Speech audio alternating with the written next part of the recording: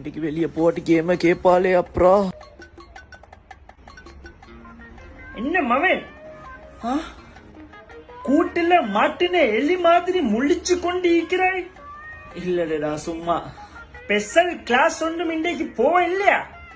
எங்க போறது, இப்பதான் வாப்பமாக்கெல்லாம் அலர்ட் ஆகிட்டீங்களே. இல்லடா இன்றைக்கு கிளாஸ் இல்ல.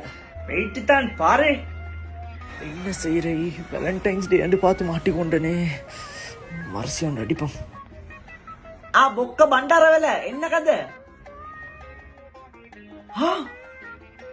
என்னடா சொல்றாய்? எப்ப? சரி சரி அழு ஆத மாச்சான், ஏன் அழுவுறாய்?